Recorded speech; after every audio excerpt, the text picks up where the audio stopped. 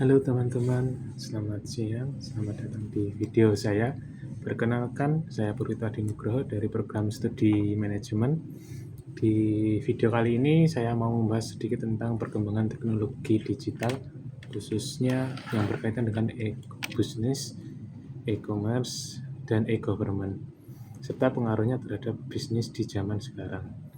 Karena tanpa kita sadari, hampir semua aktivitas sekarang itu sudah masuk ke dunia digital ya teman-teman. Oke, masuk ke topik pertama. Coba kita lihat di kehidupan sehari-hari. Sekarang kalau kita mau belanja, kita tinggal buka aplikasi. Mau pesan makanan, tinggal klik. Bahkan banyak layanan pemerintah yang sudah bisa diakses melalui online. Nah, perubahan ini terjadi karena adanya perkembangan teknologi digital dalam dunia bisnis dan pemerintahan. Tetapi masih ada juga loh bisnis atau organisasi yang belum sepenuhnya memanfaatkan teknologi ini, sehingga perkembangan usahanya menjadi kurang maksimal. Makanya, penting bagi kita untuk memahami konsep e-bisnis, e-commerce, dan e-government ini. Pertama, kita bahas ke e-bisnis dulu aja. E-bisnis itu sebenarnya bukan hal yang bukan hanya e-bisnis itu sebenarnya bukan hanya soal jual beli online, tetapi lebih luas lagi loh teman-teman.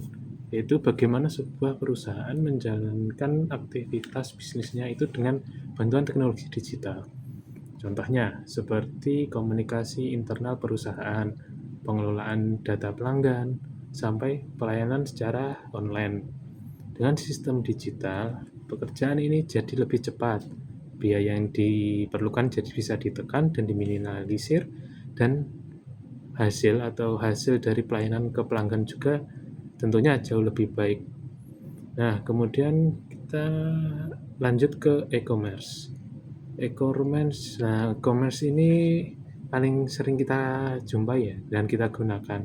Itu e-commerce ini berfokus pada aktivitas jual beli online melalui internet. Nah, contohnya seperti belanja di marketplace ataupun toko-toko online.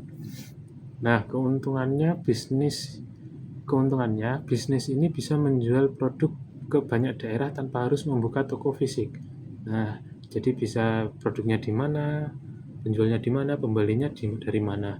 Nah, kemudian sementara bagi konsumen itu pun jauh lebih praktis. Karena kenapa? Karena konsumen tidak harus ke toko fisik, tidak harus membawa kendaraan, bisa hemat tempat, bisa hemat waktu juga. Makanya sekarang bisnis online ini sangat berkembang dengan cepat. Kemudian kita masuk ke e-government.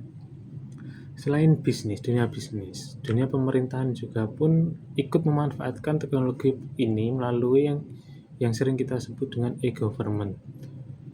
Sekarang banyak layanan pemerintah yang bisa diakses secara online, seperti pembayaran pajak, pengurusan administrasi lainnya, SIM, KTP, eKTP, KK, dan lain-lain.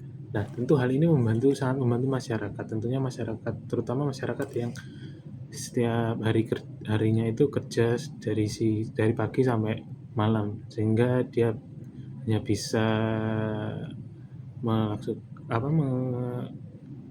melengkapi kebutuhan administrasinya itu lihat malam hari ataupun weekend.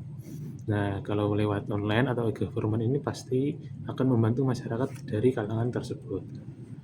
Nah, membantu masyarakat juga dalam pelaku usaha karena prosesnya jauh lebih cepat dan tidak ribet.